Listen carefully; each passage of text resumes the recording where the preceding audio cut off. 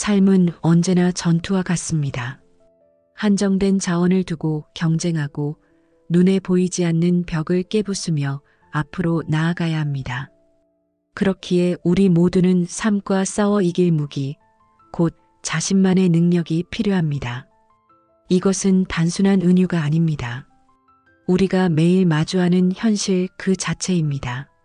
아침에 눈을 뜨는 순간부터 밤에 잠자리에 들 때까지 우리는 끊임없이 선택하고 결정하고 투쟁해야 합니다. 그리고 그 투쟁에서 살아남기 위해서는 반드시 자신만의 무기가 있어야 합니다. 직장을 구하는 취업준비생을 보십시오. 수백 명이 하나의 자리를 두고 경쟁합니다. 똑같은 스펙, 비슷한 학력, 유사한 경험을 가진 사람들이 서로를 제치고 앞서 나가려고 합니다. 이런 상황에서 살아남을 수 있는 것은 무엇입니까? 바로 다른 사람에게는 없는 자신만의 독특한 능력입니다. 그것이 뛰어난 소통 능력일 수도 있고, 창의적 문제 해결 능력일 수도 있고, 끈기와 집중력일 수도 있습니다. 어떤 것이든 상관없습니다. 중요한 것은 그것이 나만의 것이라는 점입니다. 사업을 하는 사람들의 상황은 더욱 치열합니다.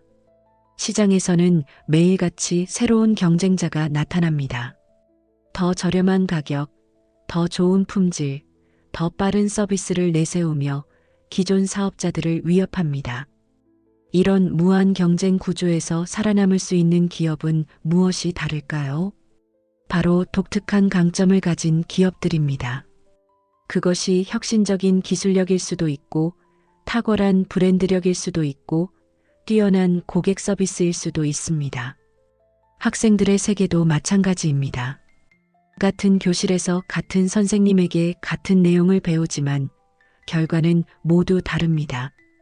어떤 학생은 수학에서 뛰어난 능력을 보이고, 어떤 학생은 언어에서 탁월함을 드러내고, 또 어떤 학생은 예술적 재능을 발휘합니다. 중요한 것은 각자가 자신의 강점을 발견하고 그것을 극대화하는 것입니다. 그런데 현대 사회는 이런 개인의 고유성을 인정하지 않으려고 합니다. 모든 사람을 똑같은 기준으로 평가하고 똑같은 능력을 요구합니다. 학교에서는 모든 과목을 잘해야 한다고 강요하고, 회사에서는 다양한 업무를 모두 소화해야 한다고 요구합니다. 하지만 이것은 인간의 본성에 맞지 않습니다. 모든 사람이 모든 분야에서 뛰어날 수는 없습니다. 각자에게는 특별히 잘하는 분야가 있고 그렇지 못한 분야가 있습니다. 더 심각한 문제는 이런 획일화된 기준이 개인의 잠재력을 억압한다는 점입니다. 수학을 못하는 학생은 자신이 바보라고 생각하고, 말하기를 어려워하는 사람은 자신이 무능하다고 자책합니다.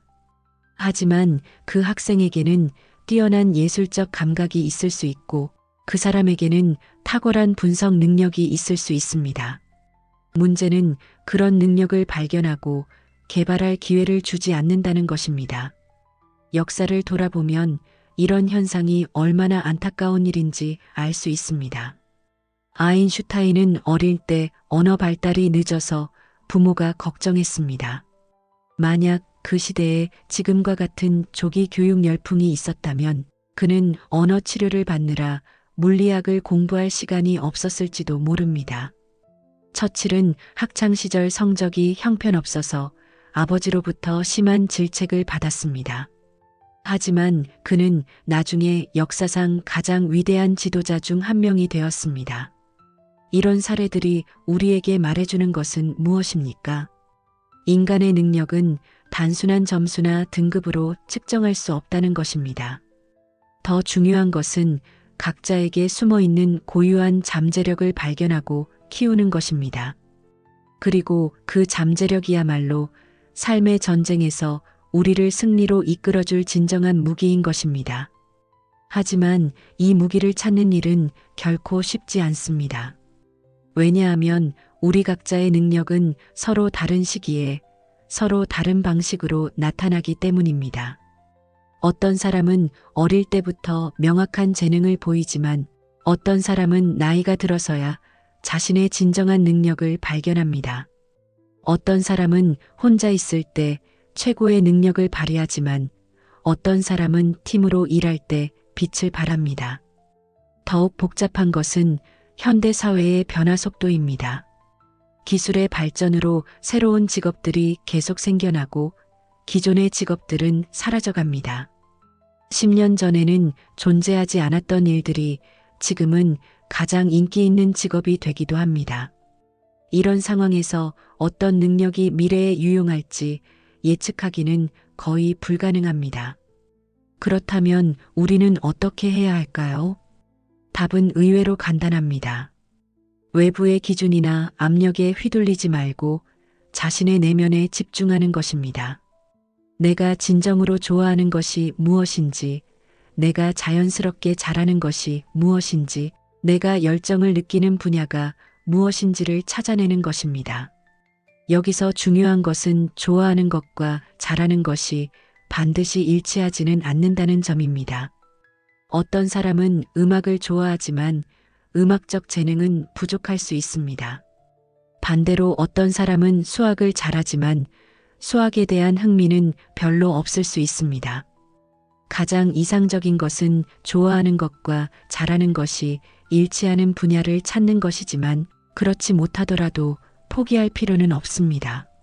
좋아하는 것이 있다면 노력을 통해 실력을 키울 수 있습니다. 처음에는 서툴러도 지속적인 연습과 학습을 통해 전문가 수준에 도달할 수 있습니다.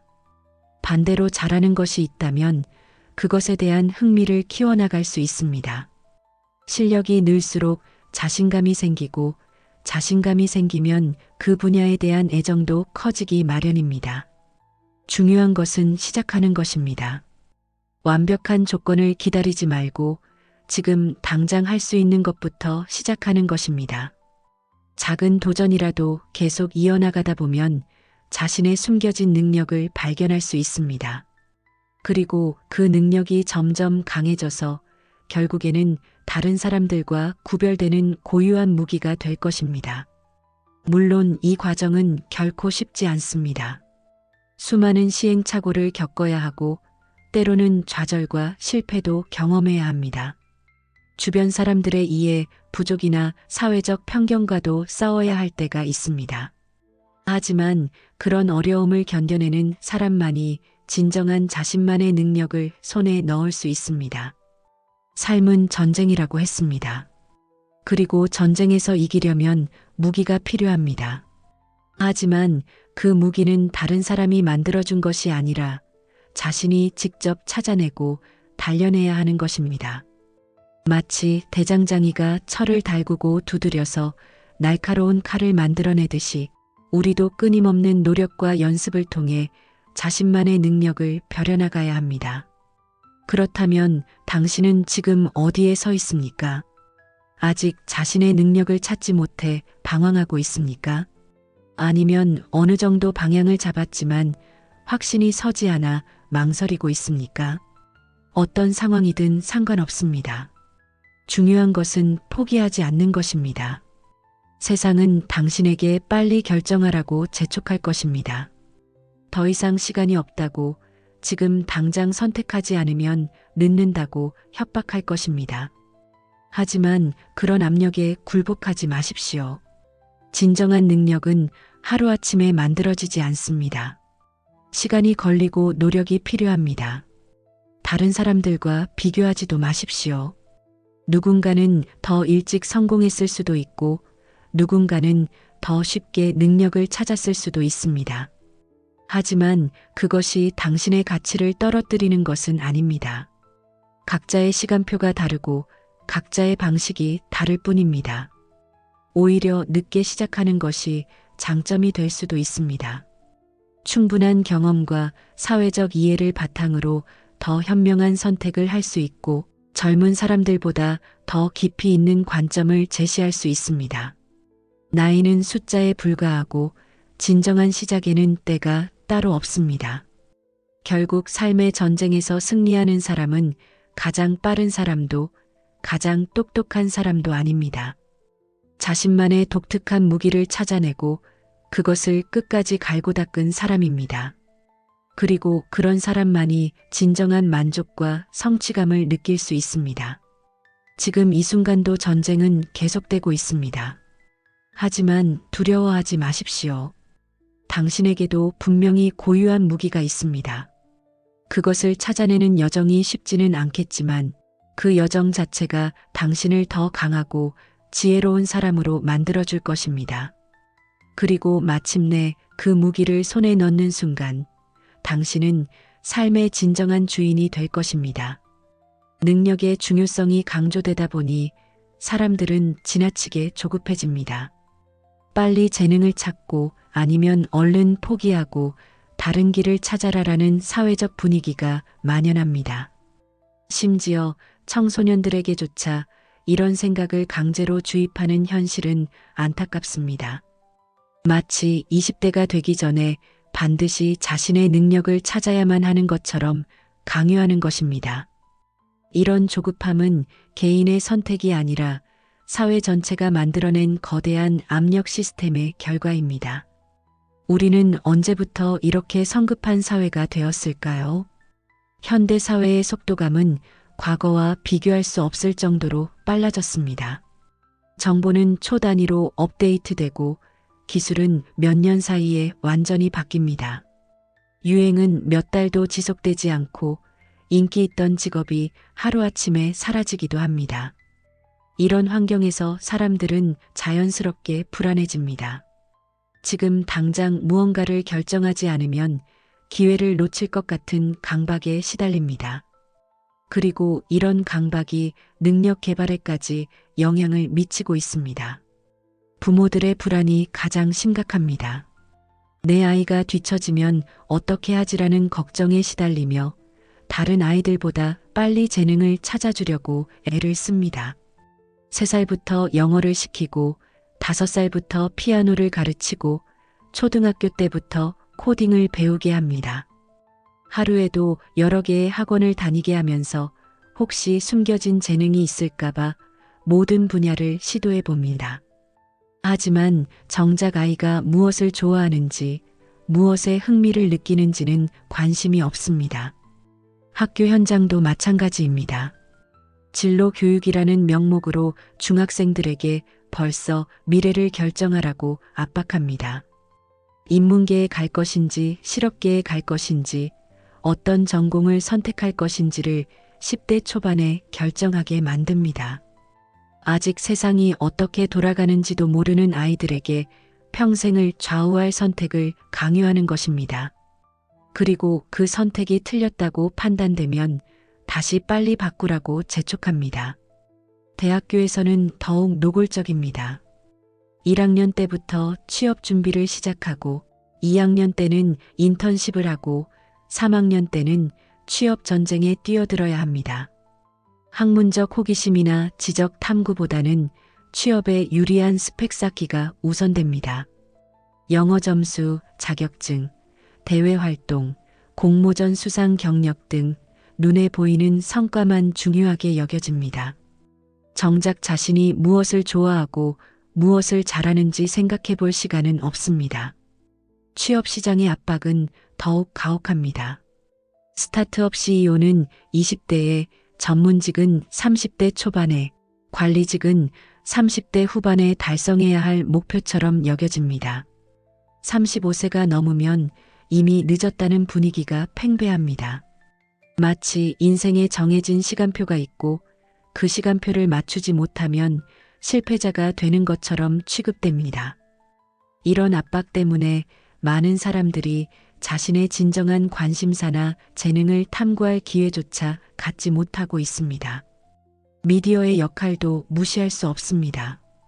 20대 억만장자, 10대 창업가, 어린 천재들의 성공 스토리가 끊임없이 쏟아집니다. 이런 극소수의 예외적 사례들이 마치 일반적인 것처럼 포장되어 전달됩니다. 사람들은 이런 이야기를 보며 자신도 빨리 성공해야 한다는 압박을 느낍니다. 평범한 속도로 성장하는 것이 마치 뒤처지는 것처럼 느껴집니다. 소셜미디어는 이런 현상을 더욱 심화시킵니다. 다른 사람들의 화려한 성과를 실시간으로 보게 되면서 상대적 박탈감이 커집니다. 동창생이 해외 유학을 간다거나 친구가 좋은 회사에 취업했다거나 후배가 창업에 성공했다는 소식을 듣면 초조해집니다. 나만 뒤처지고 있는 것 같은 착각에 빠집니다. 하지만 소셜미디어에는 성공한 순간만 올라올 뿐 그 뒤에 숨어 있는 수많은 시행착오와 실패는 보이지 않습니다. 교육산업도 이런 조급함을 부추깁니다. 빠른 시일 내에 확실한 결과를 보장한다는 광고들이 넘쳐납니다. 3개월 만에 전문가 되기, 6개월 과정으로 취업 보장, 1년 안에 실력자 만들기 같은 문구들이 사람들의 조급한 마음을 자극합니다. 하지만 진정한 능력은 단기간에 형성되지 않습니다. 오랜 시간의 학습과 경험이 축적되어야 비로소 자신만의 것이 됩니다. 기업들도 이런 분위기를 조장합니다. 즉시 투입 가능한 인재, 경험자 우대, 신입사원도 경력자 수준의 역량 요구 같은 채용 공고가 일반적입니다. 신입사원을 뽑아서 키우겠다는 기업은 찾기 어렵습니다. 모든 기업이 이미 완성된 인재를 원하다 보니 개인들은 더욱 빨리 능력을 갖춰야 한다는 압박을 느낍니다. 정부 정책도 마찬가지입니다.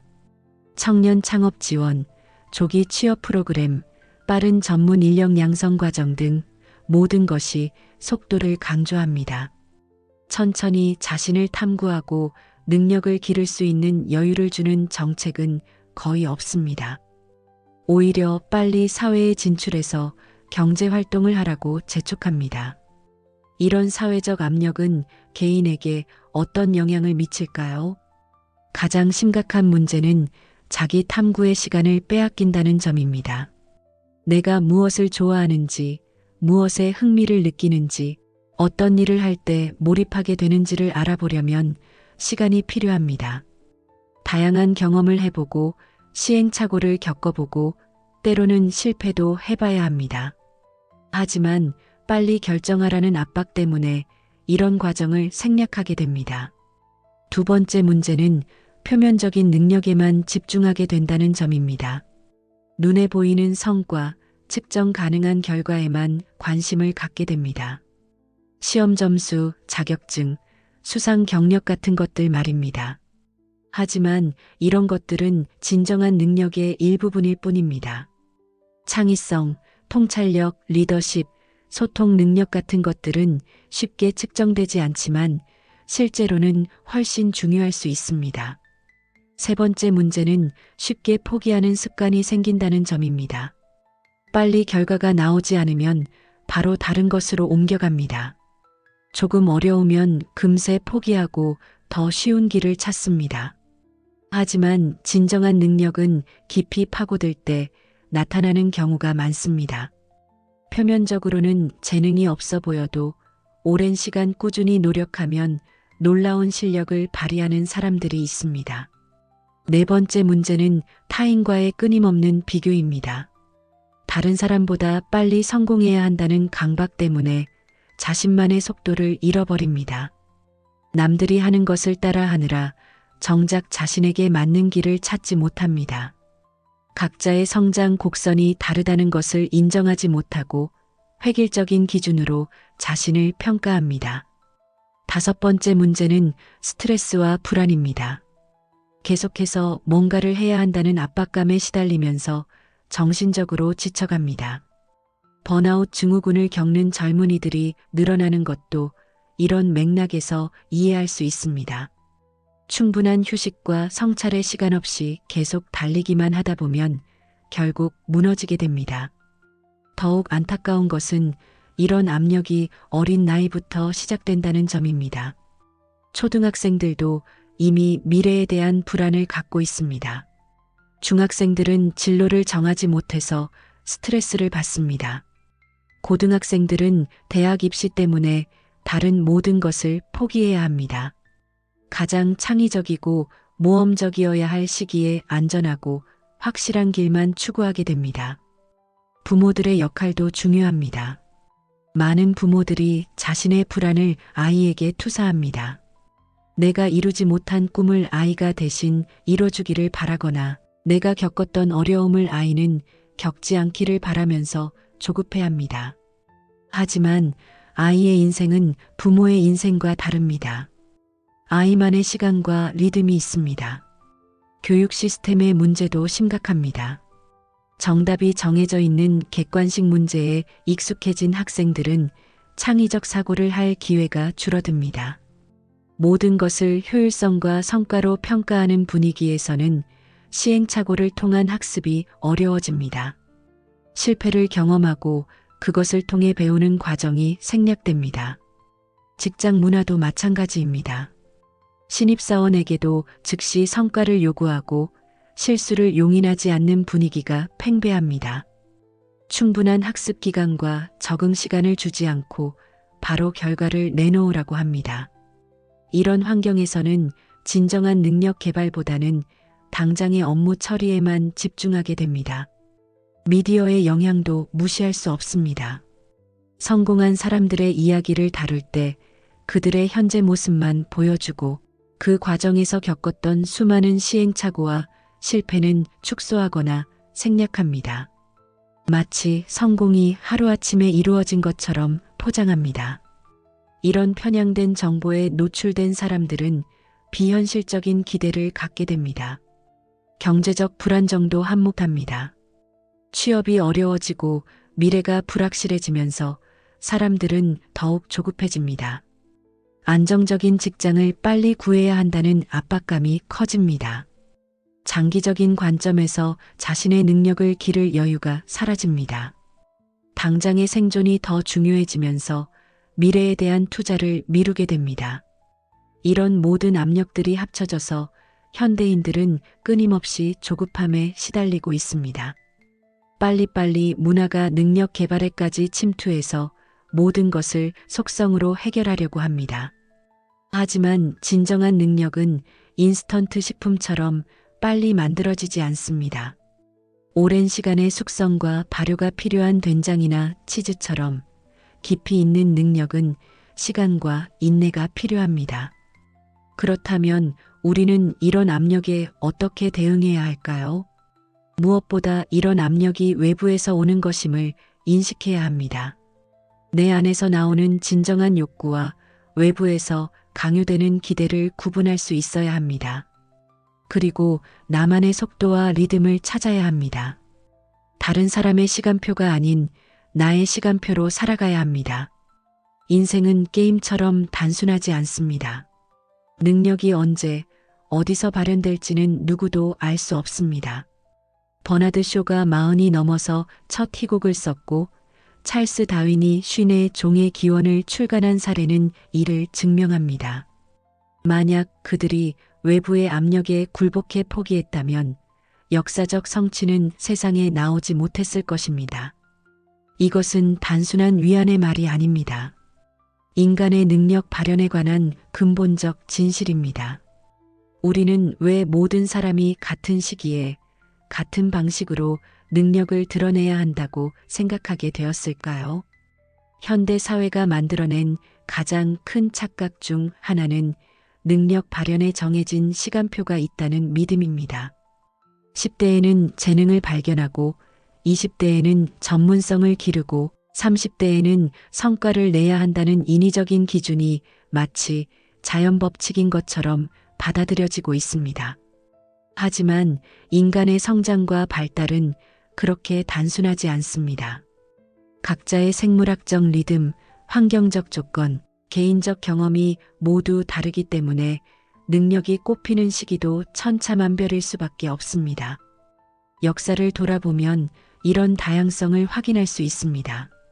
조지 버나드 쇼는 46세가 되어서야 첫 번째 성공적인 무기와 인간을 발표했습니다. 그 전까지는 음악평론가와 소설가로 활동했지만 큰 성과를 거두지 못했습니다.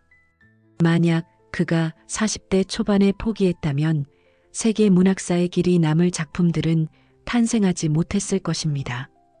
그는 노벨 문학상까지 받으며 극작가로서의 진정한 능력을 인정받았지만 그 능력이 발현되기까지는 거의 반세기가 걸렸습니다. 찰스 다윈의 경우는 더욱 흥미롭습니다. 그는 50세에 종의 기원을 출간했지만 그 이전까지는 평범한 자연학자에 불과했습니다. 심지어 대학 시절에는 의학과 신학을 공부했지만 둘 다 중도에 포기했습니다.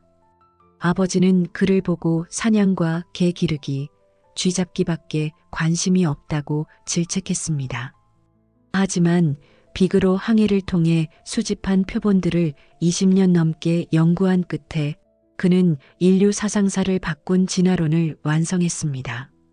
레이 크록은 52세에 맥도날드 프랜차이즈 사업을 시작했습니다. 그 전까지는 밀크쉐이크 기계 세일즈맨으로 평범한 삶을 살았습니다. 하지만 캘리포니아의 작은 햄버거 가게에서 본 효율적인 시스템에 매료되어 전 세계적인 패스트푸드 제국을 건설했습니다. 만약 그가 나이가 많다는 이유로 도전을 포기했다면 오늘날의 맥도날드는 존재하지 않았을 것입니다.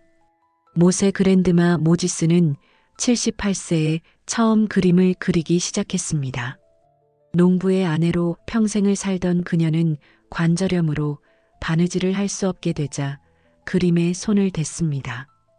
그리고 101세까지 1600점이 넘는 작품을 남기며 미국에서 가장 사랑받는 화가 중 한 명이 되었습니다. 그녀의 사례는 능력에 나이 제한이 없음을 극명하게 보여줍니다. 이런 사례들이 단순히 예외적인 경우일까요? 그렇지 않습니다. 우리가 알고 있는 많은 성공 사례들이 실제로는 늦은 나이에 이루어진 것들입니다. 다만 언론이나 미디어에서 젊은 성공자들의 이야기를 더 자주 다루기 때문에 착각하게 되는 것입니다.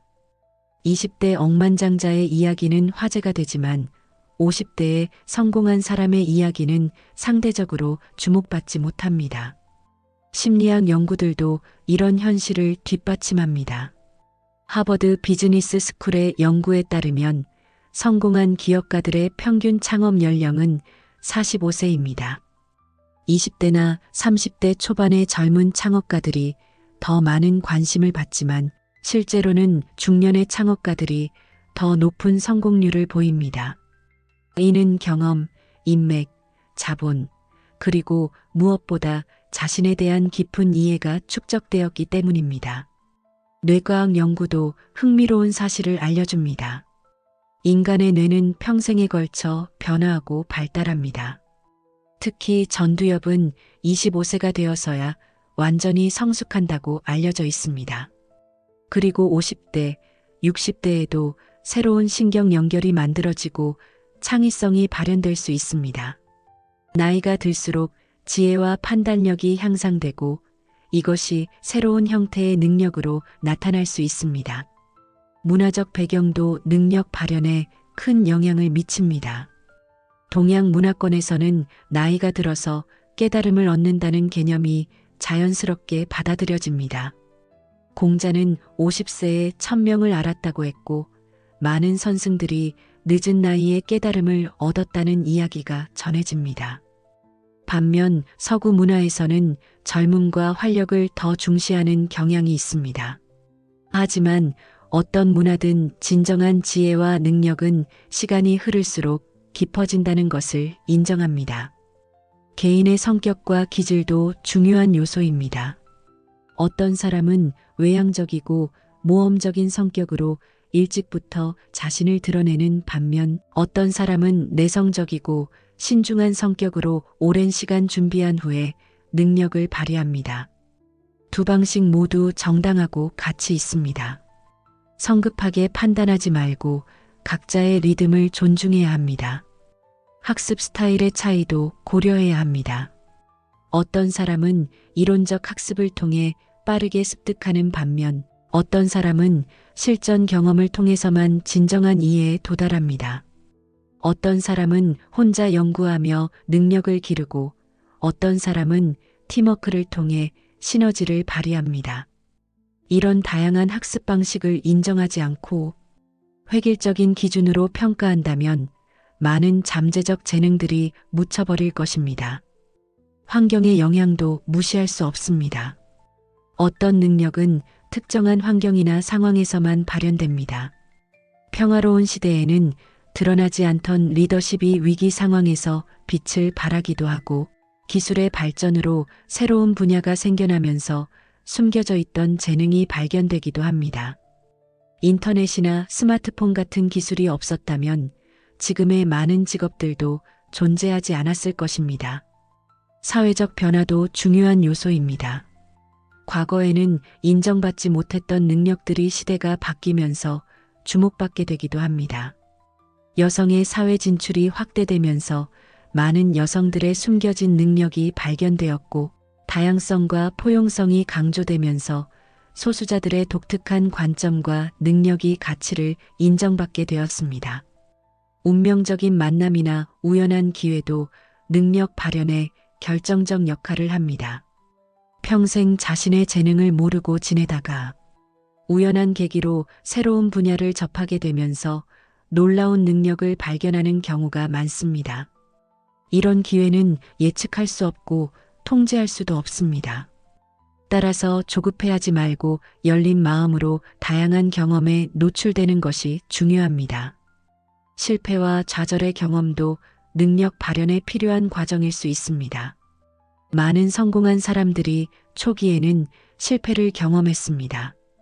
그 실패를 통해 자신의 한계를 깨닫고 진정으로 자신에게 맞는 분야를 찾게 되었습니다. 만약 처음부터 성공했다면 오히려 자신의 진정한 잠재력을 발견하지 못했을지도 모릅니다. 건강상의 문제나 인생의 전환점도 새로운 능력을 발견하는 계기가 됩니다. 질병이나 사고로 인해 기존의 길을 포기해야 했던 사람들이 새로운 분야에서 놀라운 재능을 발휘하는 경우가 많습니다. 호킹은 루게릭병 진단을 받은 후 오히려 더 집중적으로 물리학 연구에 매진할 수 있었고, 베토벤은 청력을 잃은 후에도 위대한 작품들을 계속 작곡했습니다. 가족 상황의 변화도 영향을 미칩니다. 자녀를 키우면서 교육에 관심을 갖게 되어 교육자의 길을 걷게 되거나 부모를 돌보면서 의료 분야에 관심을 갖게 되는 경우가 있습니다. 이런 개인적 경험들이 새로운 능력과 관심사를 발견하는 계기가 됩니다.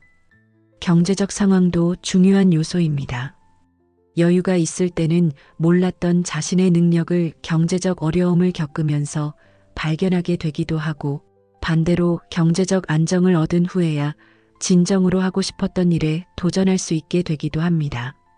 마슬로우의 욕구 단계설처럼 기본적인 욕구가 충족된 후에야 자아 실현의 욕구가 나타나는 경우가 많습니다. 이런 모든 요소들을 고려하면 능력 발현에 정해진 시간표나 공식이 있을 수 없음을 알 수 있습니다.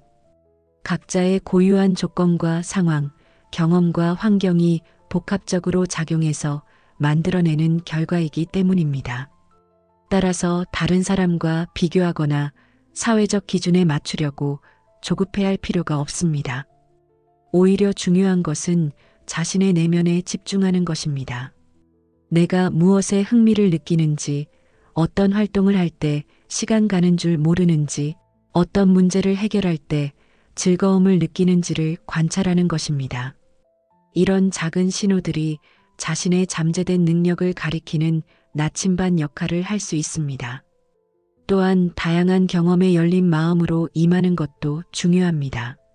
새로운 분야를 접해보고 다른 사람들과 교류하고 책을 읽고 여행을 하면서 자신도 몰랐던 관심사나 재능을 발견할 수 있습니다. 나이나 기존의 경험에 제약받지 말고 끊임없이 배우고 성장하려는 자세를 유지해야 합니다. 인내심도 필요합니다. 능력은 하루아침에 완성되지 않습니다. 오랜 시간의 학습과 연습, 시행착오를 통해 점진적으로 발전합니다. 때로는 정체기를 겪기도 하고 퇴보하는 것 같은 느낌을 받기도 합니다. 하지만 이런 과정들이 모두 성장의 일부입니다. 결국 능력 발현의 시기와 방식은 개인마다 다를 수밖에 없습니다. 이것은 인간 존재의 다양성과 복잡성을 보여주는 증거입니다. 획일화된 기준으로 모든 사람을 평가하려는 시도는 많은 잠재적 재능들을 놓치게 만듭니다. 각자의 고유한 리듬과 방식을 존중하고 충분한 시간과 기회를 제공할 때 비로소 진정한 능력들이 꽃피울 수 있을 것입니다. 누구에게나 단 하나의 고유한 능력이 있습니다. 그것은 일찍 발견할 수도 있고 늦게 발견할 수도 있습니다. 중요한 건 조급함과 사회의 압력에 휘둘리지 않는 것입니다. 도전을 이어가고 좌절을 견디며 꾸준히 나아가는 사람만이 결국 자신의 무기를 손에 넣게 됩니다. 이것은 단순한 정신력의 문제가 아닙니다. 능력 발견과 개발의 본질적 특성에 대한 깊은 이해에서 나오는 지혜입니다. 포기는 가장 쉬운 선택이지만 동시에 가장 어리석은 선택이기도 합니다. 현대 사회에서 포기는 너무나 쉬워졌습니다. 조금만 어려워도 다른 대안을 찾으라고 조언하고 빠른 결과가 나오지 않으면 방향을 바꾸라고 권합니다. 효율성이라는 이름으로 인내를 무시하고 합리성이라는 명목으로 끈기를 부정합니다. 하지만 진정한 능력 발견에는 시간과 노력 그리고 무엇보다 포기하지 않는 의지가 필요합니다. 단기간의 성과로 판단할 수 없는 것이 인간의 잠재력입니다. 잭마의 이야기를 들어보십시오. 중국의 알리바바 창립자인 그는 수많은 실패를 겪었습니다. 대학 입시에 3번 떨어졌고 30여 개의 직장에서 거절당했습니다. 심지어 KFC에서도 취업을 거부당했습니다. 하버드 경영대학원에도 10번이나 지원했지만 모두 탈락했습니다. 만약 그가 이런 실패들 앞에서 포기했다면 오늘날 세계 최대의 전자상거래 기업 중 하나인 알리바바는 존재하지 않았을 것입니다. 스티븐 킹의 경우는 더욱 극적입니다. 그의 첫 소설 캐리는 30여 개의 출판사에서 거절당했습니다. 좌절한 그는 원고를 휴지통에 던져버렸습니다. 다행히 아내가 그것을 다시 꺼내서 출간을 독려했고 결국 베스트셀러가 되어 그를 세계적인 작가로 만들었습니다. 만약 그가 29번째 거절에서 포기했다면 수많은 독자들이 그의 작품을 만날 기회를 놓쳤을 것입니다. 토마스 에디슨은 백열 전구를 발명하기 위해 1만 번의 실험을 했습니다. 기자가 9,999번의 실패에 대해 묻자 그는 실패한 것이 아니라 작동하지 않는 9,999가지 방법을 발견한 것이라고 답했습니다. 이런 관점의 전환이야말로 포기하지 않는 사람들의 공통된 특징입니다. 실패를 끝이 아닌 과정으로 좌절을 포기의 이유가 아닌 학습의 기회로 받아들입니다. 하지만 현대인들은 이런 인내심을 잃어가고 있습니다. 인스턴트 문화에 길들여져서 모든 것을 빨리 해결하려고 합니다. 3개월 해보고 안 되면 포기하고 1년 해보고 성과가 없으면 다른 길을 찾습니다. 하지만 진정한 능력은 그렇게 단기간에 판단할 수 있는 것이 아닙니다. 마치 나무가 자라는 것처럼 겉으로는 보이지 않는 뿌리가 먼저 깊이 내려야 비로소 튼튼한 줄기와 무성한 잎사귀가 나올 수 있습니다. 포기의 유혹은 여러 형태로 나타납니다. 첫 번째는 비교의 유혹입니다. 다른 사람들이 더 빨리 성공하는 모습을 보면서 자신은 재능이 없는 것 같다고 생각하게 됩니다. 하지만 각자의 성장 곡선은 다릅니다. 어떤 사람은 초반에 빠르게 성장하다가 나중에 정체되고 어떤 사람은 처음에는 느리지만 나중에 급속도로 발전합니다. 마라톤에서 처음에 앞서가는 사람이 반드시 우승하는 것은 아닌 것과 같습니다. 두 번째는 완벽주의의 유혹입니다. 완벽하지 않으면 의미가 없다고 생각해서 아예 시도조차 하지 않거나 조금이라도 부족함이 보이면 바로 포기해버립니다. 하지만 완벽함은 과정의 끝에서 나타나는 결과이지 시작 조건이 아닙니다. 모든 전문가들도 처음에는 초보자였습니다. 완벽하지 않은 상태에서 시작해서 점진적으로 향상시켜 나가는 것이 자연스러운 과정입니다. 세 번째는 즉시 만족의 유혹입니다. 현대 사회는 즉석에서 결과를 얻을 수 있는 것들로 가득합니다. 빠른 음식, 빠른 배송, 빠른 정보 검색에 익숙해진 사람들은 능력 개발에서도 같은 속도를 기대합니다. 하지만 인간의 능력은 소프트웨어 업데이트처럼 순식간에 향상되지 않습니다. 근육을 키우는 것처럼 꾸준한 자극과 회복의 과정을 거쳐야 합니다. 네 번째는 사회적 압력의 유혹입니다. 주변 사람들이 더 안전하고 확실한 길을 선택하라고 조언할 때 그들의 걱정 어린 충고에 흔들리게 됩니다. 특히 가족이나 친구들의 말은 더욱 영향력이 큽니다.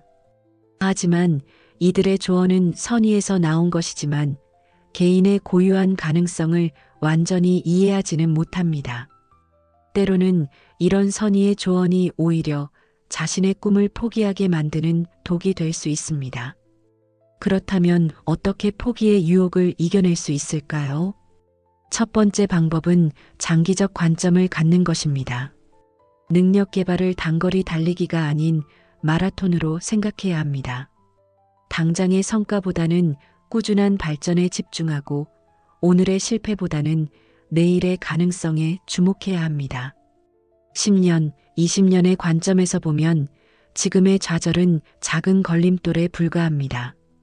두 번째 방법은 과정에 집중하는 것입니다. 결과에만 매달리면 조급해지고 쉽게 포기하게 됩니다. 대신 매일의 작은 노력과 개선에 집중하면 지속 가능한 동기를 유지할 수 있습니다. 어제보다 조금이라도 나아졌다면 그것만으로도 의미 있는 진전입니다. 이런 작은 성취들이 쌓여서 결국 큰 변화를 만들어냅니다. 세 번째 방법은 실패를 재정의하는 것입니다. 실패를 끝이 아닌 피드백으로, 좌절을 포기의 신호가 아닌 성장의 신호로 받아들여야 합니다. 실패할 때마다 무엇을 배웠는지, 다음에는 어떻게 다르게 접근할 것인지를 생각해 보세요. 이런 반성적 사고가 실패를 성공의 밑거름으로 바꿔줍니다. 네 번째 방법은 지지 체계를 구축하는 것입니다. 혼자서 모든 것을 감당하려고 하지 말고 같은 꿈을 가진 사람들과 연결되세요. 멘토를 찾고 동료들과 경험을 나누고 때로는 전문가의 도움을 받으세요. 어려운 시기를 함께 견뎌줄 사람들이 있다면 포기의 유혹을 이겨내기가 훨씬 쉬워집니다. 다섯 번째 방법은 자신만의 성공 기준을 만드는 것입니다. 남들의 기준에 맞추려고 하지 말고 자신만의 성장 지표를 설정하세요. 단순히 외부의 인정이나 물질적 보상만이 성공의 기준이 아닙니다. 자신이 하는 일에서 의미를 찾고 점진적인 향상을 느끼고 내적 만족을 얻는 것도 중요한 성공입니다. 여섯 번째 방법은 휴식과 회복의 중요성을 인정하는 것입니다. 무리한 노력은 오히려 번아웃을 초래할 수 있습니다. 적절한 휴식을 통해 에너지를 재충전하고 다양한 활동을 통해 창의적 영감을 얻으세요.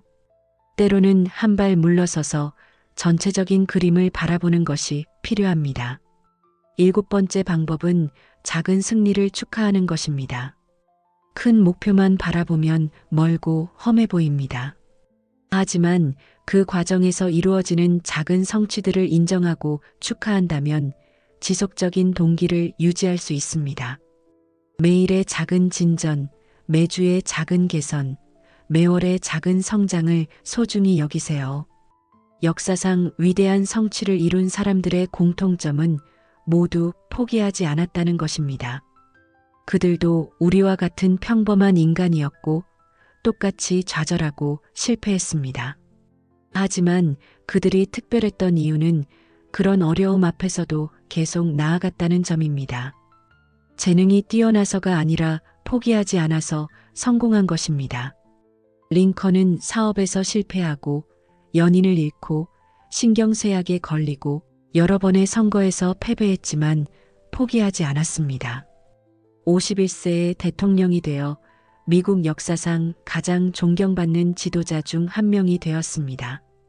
만약 그가 40번째 실패에서 포기했다면 미국의 역사는 완전히 달라졌을 것입니다. 월트 디즈니는 창의성이 부족하다는 이유로 신문사에서 해고당했습니다. 첫 번째 애니메이션 회사는 파산했고 미키마우스도 처음에는 관심을 받지 못했습니다. 하지만 그는 포기하지 않았고 결국 세계 최대의 엔터테인먼트 제국을 건설했습니다. 오프라 윈프리는 가난한 환경에서 자랐고 어린 시절 성폭행을 당했으며 10대에 임신했다가 아이를 잃었습니다.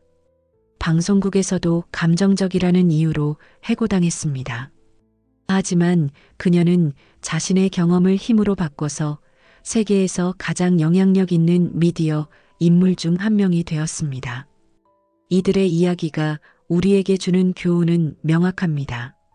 재능은 타고나는 것이지만 그 재능을 발현시키는 것은 포기하지 않는 의지입니다. 능력이 아무리 뛰어나도 포기하면 아무 의미가 없고 능력이 부족해 보여도 끝까지 노력하면 놀라운 결과를 얻을 수 있습니다. 특히 현대 사회에서는 포기하지 않는 것이 더욱 중요해졌습니다. 변화의 속도가 빨라지면서 새로운 기회들이 계속 생겨나고 있습니다. 과거에는 인정받지 못했던 능력들이 새롭게 주목받기도 하고 기술의 발전으로 전혀 새로운 분야가 열리기도 합니다. 따라서 지금 당장 성과가 없다고 해서 포기할 이유는 없습니다. 또한 인간의 학습 능력은 평생에 걸쳐 지속됩니다. 뇌과학 연구에 따르면 나이가 들어서도 새로운 신경 연결이 만들어지고 새로운 능력을 개발할 수 있습니다. 따라서 나이를 핑계로 포기할 필요도 없습니다. 중요한 것은 포기하지 않고 계속 시도하는 것입니다. 포기하지 않는다는 것은 맹목적으로 같은 방법을 반복한다는 의미가 아닙니다. 때로는 접근 방식을 바꾸고 새로운 전략을 시도하고 다른 각도에서 문제를 바라봐야 합니다. 유연성을 유지하면서도 목표를 포기하지 않는 것이 진정한 끈기입니다. 결국 능력을 찾는 여행에서 가장 중요한 것은 포기하지 않는 것입니다. 그 여행은 때로 험하고 외로울 수 있습니다. 주변 사람들의 이해를 받지 못할 수도 있고 자신조차 의심하게 될 수도 있습니다. 하지만 그런 순간에도 포기하지 않고 한 걸음씩 나아간다면 반드시 자신만의 고유한 능력을 발견하게 될 것입니다. 그리고 그 능력이야말로 삶의 전쟁에서 승리할 수 있게 해주는 진정한 무기가 될 것입니다. 자신만의 능력을 찾은 사람은 단순히 성공을 넘어 인생을 스스로 개척한 존재가 됩니다. 그 과정에서 그는 위대한 사람, 나아가 초인으로 불리게 될 것입니다. 따라서 지금 당장 능력을 찾지 못했다 해도 포기하지 마십시오. 당신만의 유일한 무기는 반드시 존재하며 그것을 발견하는 순간 삶의 전쟁에서 승리할 수 있습니다. 이것은 단순한 희망적 사고가 아닙니다.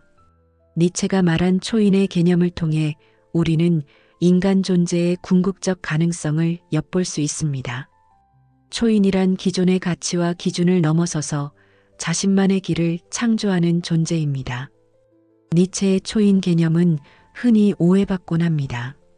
많은 사람들이 초인을 초월적이거나 신과 같은 존재로 생각하지만 실제로는 그렇지 않습니다. 초인은 외부의 기준과 가치에 의존하지 않고 스스로 의미를 창조하는 인간입니다. 사회가 정해놓은 성공의 공식을 따르는 것이 아니라 자신만의 고유한 가치와 목표를 세우고 그것을 실현해 나가는 존재입니다. 이런 의미에서 자신만의 능력을 찾아 발휘하는 사람은 이미 초인의 길을 걷고 있는 것입니다. 초인이 되는 길은 3단계로 나눌 수 있습니다. 첫 번째 단계는 기존 가치의 해체입니다. 사회가 강요하는 획일적 기준에서 벗어나는 것입니다.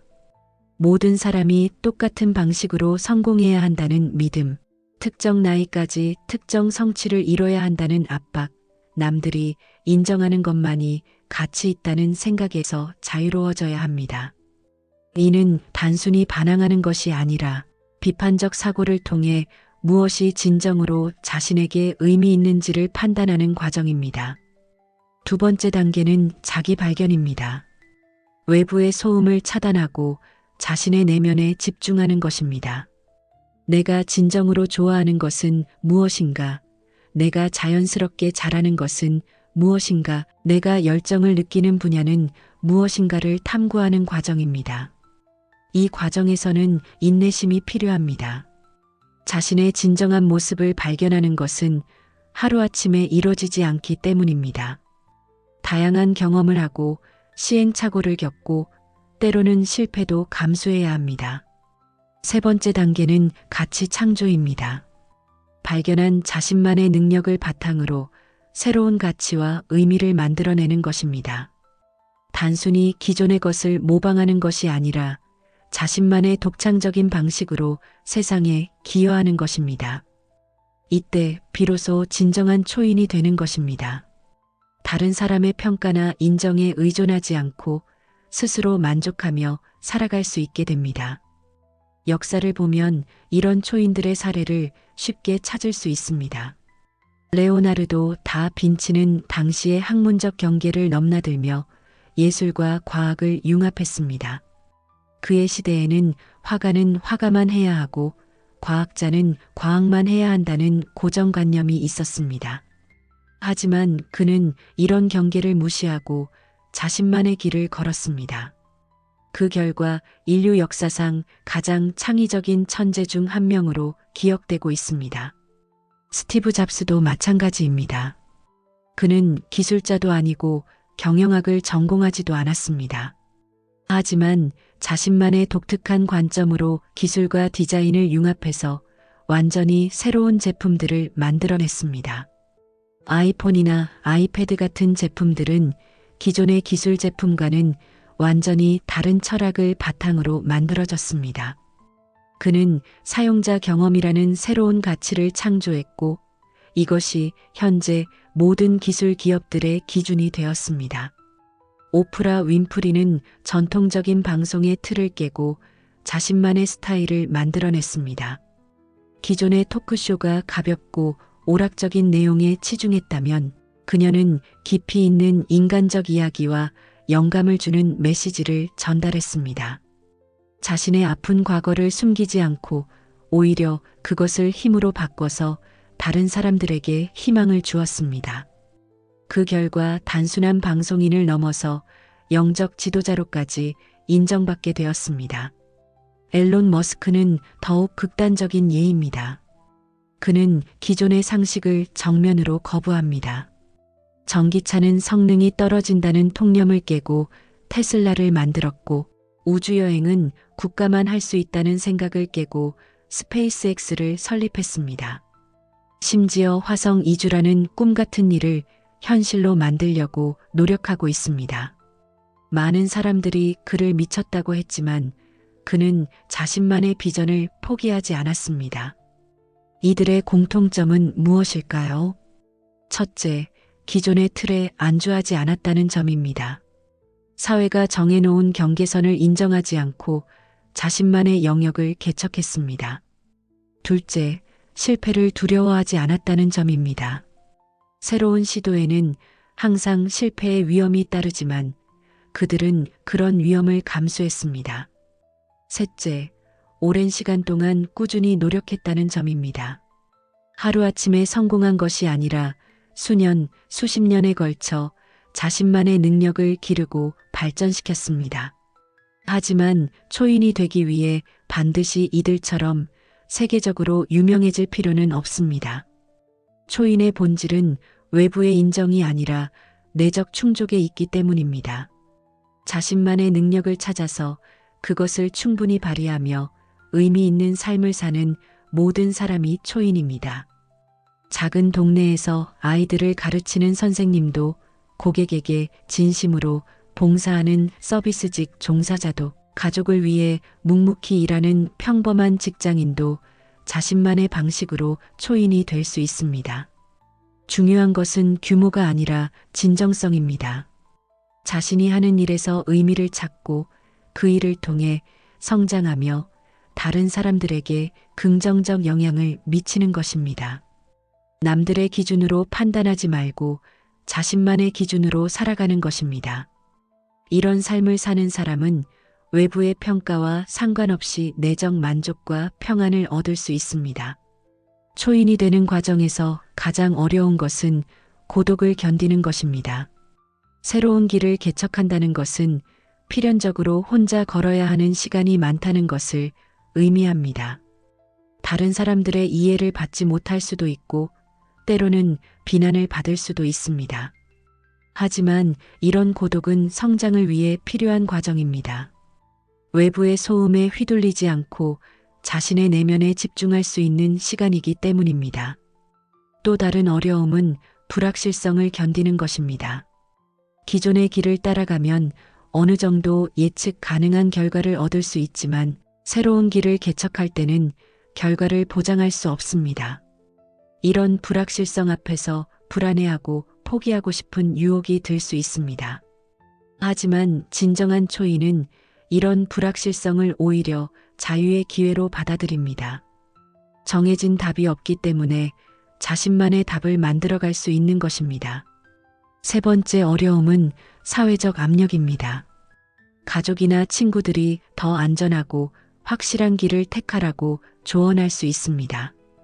이들의 걱정은 선의에서 나온 것이지만 때로는 자신의 꿈을 포기하게 만드는 장애물이 될 수 있습니다.